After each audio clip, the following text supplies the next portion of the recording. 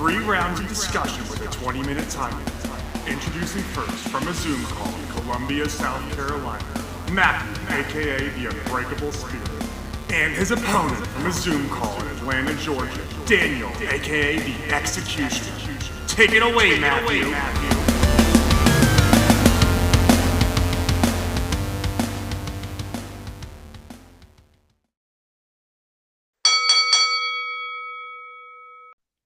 Thank you, Jesse, for that wonderful introduction. Hello, everyone. This is episode number 116 of Odds with the Unbreakable Spirit. And the Executioner, Daniel Travis. Right, I am the Unbreakable Spirit, aka Matthew Smith. Let's run through the topic. Topic number 1 is the right, Kevin Dunn has left WWE. Number 2. Who should be the first announced inductee to the WWE Hall of Fame class of 2024? Number 3. What we want on WWE 2K24 coming out later this year. But for now, I'm going to hop into topic 1. So, Kevin Dunn, who, from what I know, has made many, Bloopers. let's call them Fuck ups. hiccups. I was going to say hiccups in WWE, has apparently left the company after 30 years of employment. Which is a very long and honestly, I don't know. I know the guy fucked up an absolute shit ton. I can respect it because that is, for doing one job for 30 years, that's a long time. That's what you call loyalty, people. Yeah. This guy is about as loyal as The Undertaker. Yeah. But it's really crazy when you think about now that every person, most every people, I think still Bruce Pritchard is still in the WWE. Yeah. But I think most people that were loyal to Vince McMahon have either retired or left the company. Yeah, that's a valid assumption. But I'm pretty sure I know he was still employed at this time, but one of my favorite that I'll never forget is actually the Nia Jax surprise Royal Rumble blooper. Yeah. I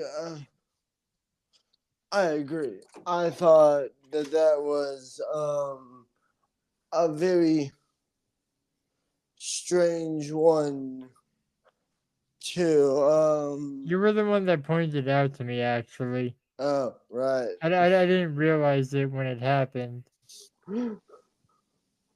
Yeah. Although, I mean, my honest take is it's crazy to me that someone could be loyal. 30 years is a long time for any job. Yeah, for sure. And in 30 years of doing pay-per-views, house shows, live events, television tapings, all that. At least for the main roster. I don't know who does it for NXT. Yeah, that's true. But doing all that shit for 30 years, talking to because think about this. He was the producer when that whole horrifying incident with Owen Hart happened. Yeah. And real fun fact here, and this is dark, but I don't know if you know this, but nobody when Owen Hart, and this is real, when Owen Hart fell to his death, Kevin Dunn informed him right before he went back on the air. I am not fucking joke. By him, I assume you mean JR. Yeah, he told JR. Yeah, JR. Kevin pretty much had to tell JR, look, you have the responsibility of telling the audience that Owen Hart has passed away. Yeah. Well, at the same time, finding out. Yeah, that is. Geez, sometimes wrestling can be dark. Yeah. That's yeah, that's a topic. Yeah, that we can table for like next week or something. Yeah. Maybe 2 weeks from now. But my honest I mean, like, there's a lot of things that, yeah, sure, he's known for a lot of botches or here and there, but it's just, he's also responsible for helping, make like The Undertaker look as badass as he did throughout his career. Yeah. Yeah, for sure.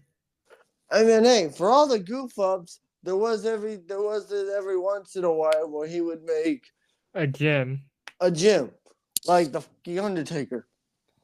Yeah. Though I feel like for part of Undertaker, we can credit Jim Johnston. Yeah, that's fair. The guy the guy who used his anger to write No Chance in Hell.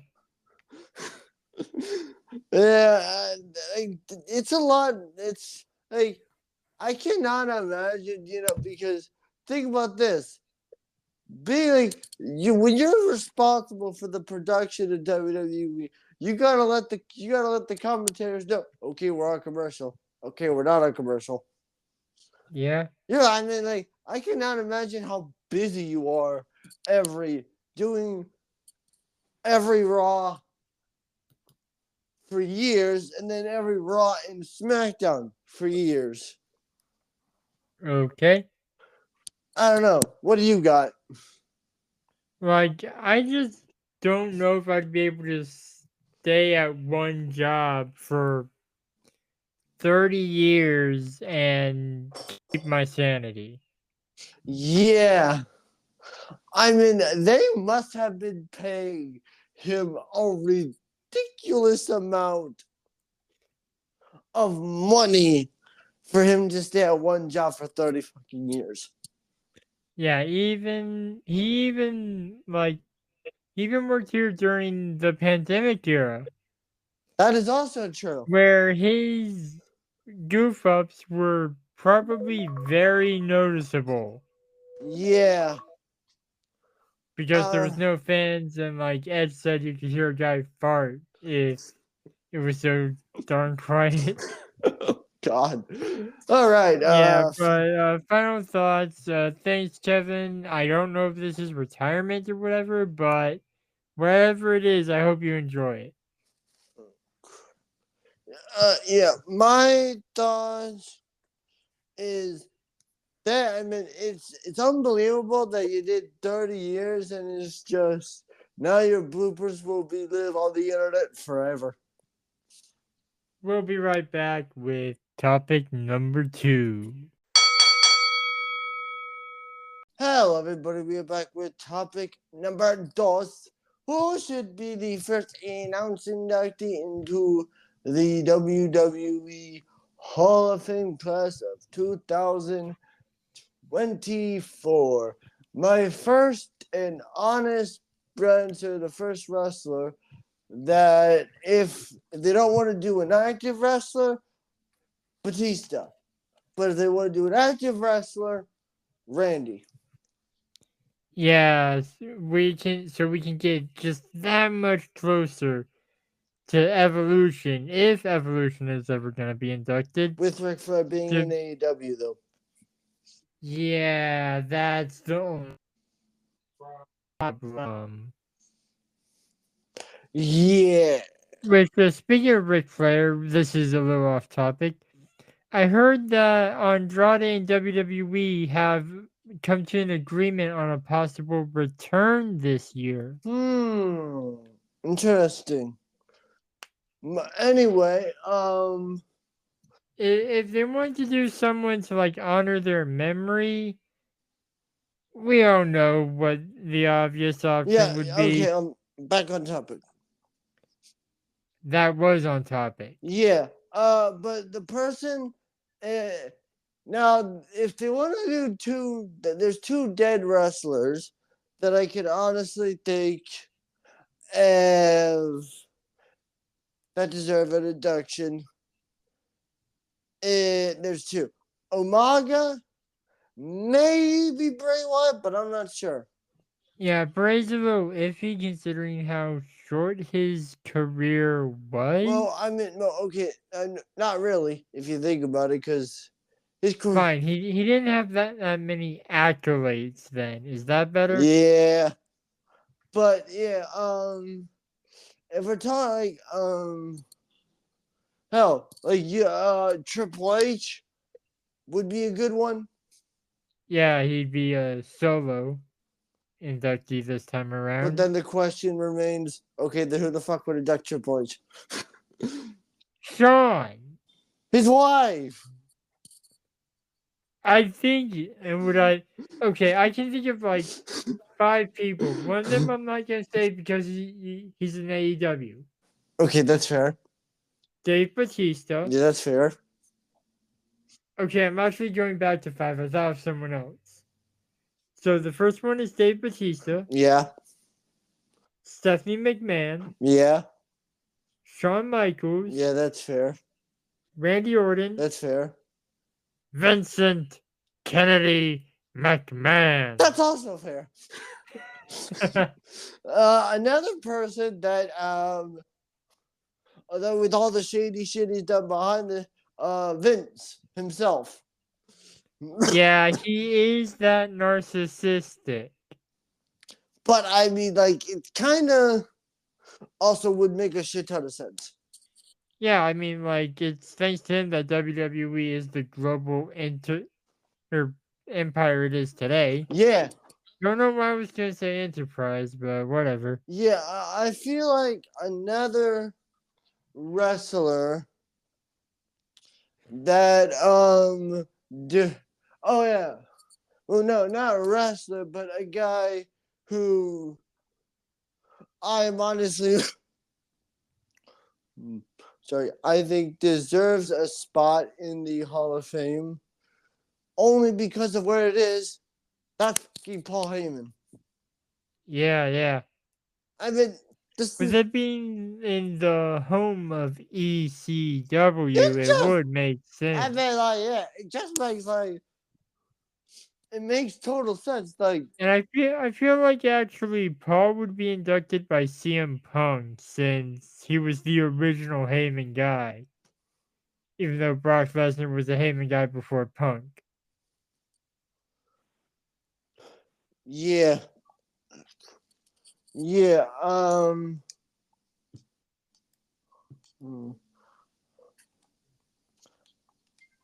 I think that whoever, I mean, another person that could be a Hall of Fame inductee, if we're talking, oh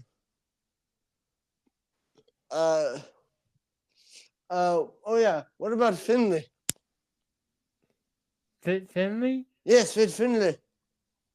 Yeah, I can see that. Okay, another person that what about Santino? Oh wait, no, never mind. He's a what about Santino?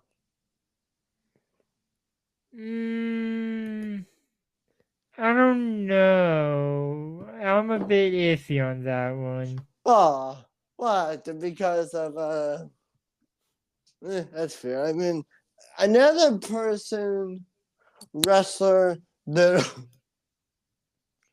that if we're talking if we're talking another retired wrestler that I feel deserves the spotlight that will maybe one day is The Rock. Yeah. That's one day, but it's just But I could also another person I could see getting in a Hall of Fame class is has Kevin Nash been inducted by himself? I don't think so, but I know definitely Shawn would be the presenter since Kevin debuted as Diesel, who was Shawn Michaels' bodyguard. Oh wait, I think oh wait, my last person before we say final thoughts is John Cena. Yeah, especially if he does have like one more run at the title and then he breaks Flair's record. Yeah. All right. Final thoughts is Yeah. I got first. All right. My final thoughts is I could see it totally being Randy or Triple H, but I just think that whoever inducts or Paul Heyman, I especially see. I realistically see it being Paul Heyman because of it being in Philly. I just think that I hope that we don't have to wait fucking forever again to find out who the fuck's inducted. Yeah, it took till like what, late February, early March. Yep. What do you got? I hope it doesn't take as long because like April is not that far away, people. Let's get it moving. All right, we'll be back with the final topic. Ow, I hurt my hands doing that, and we are back with the final topic. What we want in 2K24 for WWE games. First off, we've been getting teases for some of these. In fact, I even sent Travis a picture earlier. Yeah. So my first thought is Undertaker? Question mark. I was thinking more of casket match. I mean, sure, that would be an interesting something I want. I mean, sure, special guest referee would be nice, but I would like I would like 3 stages of hell. More creation slots. Yeah, definitely more creation shots. I would And I like. haven't really voiced this before except to you, Travis, but I'm going to tell the listeners something that I want is an accurate looking calendar for universe mode. Yeah, something I want is better AI. Yeah, they do need to be improved. Or like at least like a half rolling then roll out animation to Yeah, like break counts like a chicken crap heel. yeah, because like even like just then see that let's dive into this for a bit for a couple. Well, see the reason I'm saying this is because when if you're defending a championship in a singles match, and even if you're a baby face, the baby face will be so focused on kicking the out of you that they won't even realize. Like, both participants might realize about oh shit, the referee's like almost at 10. Yeah. Something else I want is 5-on-5 war games. Or just 5-on-5 in general. Yeah, that too. That way, if we don't want to do a War Games that are Survivor Series and want to have a regular 5-on-5 Survivor Series match, we can. Yes. Something Besides, else. they have 10-man Battle Royals. 5-on-5 is not that, or 10-man Royal Rumbles, I should say. 5-on-5 Battle Royals is, just in general, is not that unrealistic. Yeah, something I want is the return of I want the return. Two things I want. I want a gauntlet match that you could do up to like 7 people. Oh, I would like you to do like a gauntlet match, and you're even able to put like a title on the line in the gauntlet match. Yeah. And the second thing I want is an open challenge mode. Ooh, where you just choose your wrestler and then there's a randomly selected opponent. Yeah, exactly. Like That would be cool. here's an example. Let's say, for example, it's your call and you are the United States champion, for example, and you want to do an open challenge. You would have your call, with some lines saying, Bob, say some shit that I'm doing an open challenge, and then anybody, creative wrestler, in Or or any not. or A- not, come out and you defend your title against them. As long as they're the same gender as the person throwing out the open challenge, I think that would be cool. Yeah, it's like you're in the middle of the ring, you throw out an open challenge, it's Rhea fucking Rip. You're like, what the fuck? I mean, WWE might do that, but I'm not. One thing I want, and you might agree with this, is the return of creative finisher.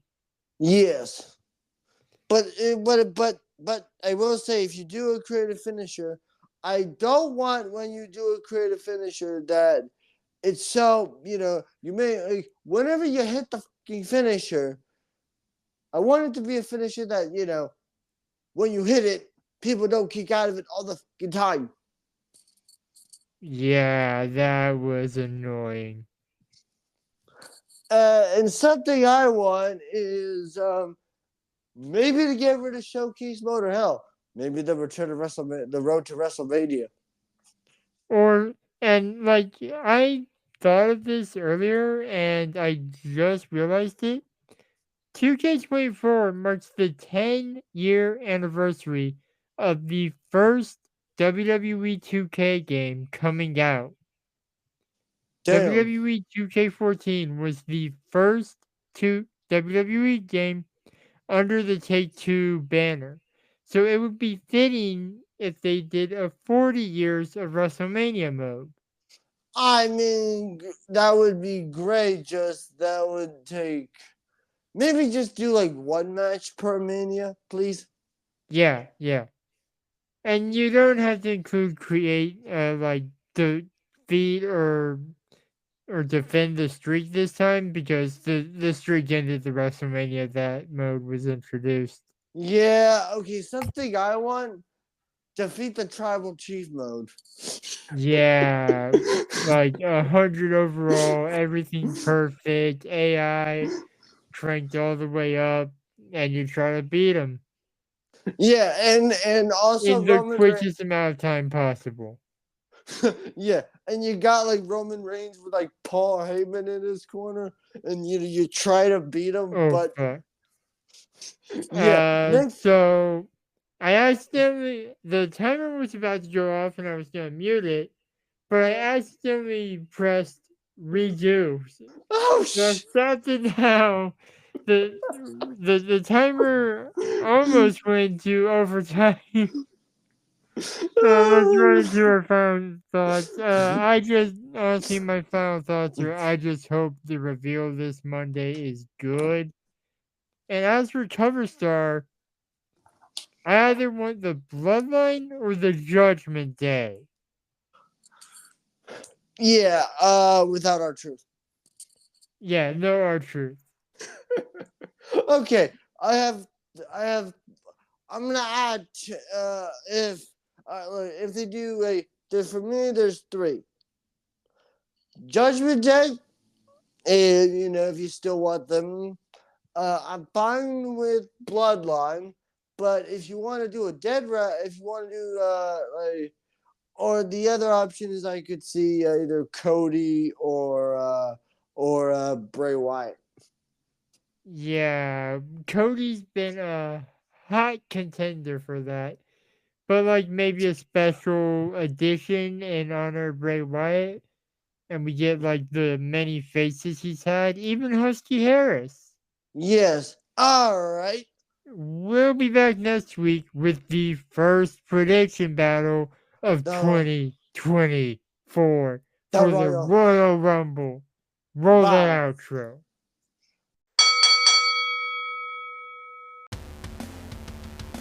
Thank you for listening to At Odds, hosted by the Unbreakable Spirit, And the Executioner. edited by the Unbreakable Spirit. You can follow me on Twitter and Instagram at MTS_life_0126. You can follow me on Instagram at DanTravis121, and you can also follow me on the Twitter at DanTheExecutioner21.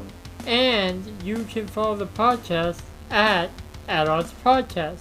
We'll be back next week with more debates and discussions. But until then, the Executioner and the Unbreakable Spirit will still be at odds. Thank you, losers.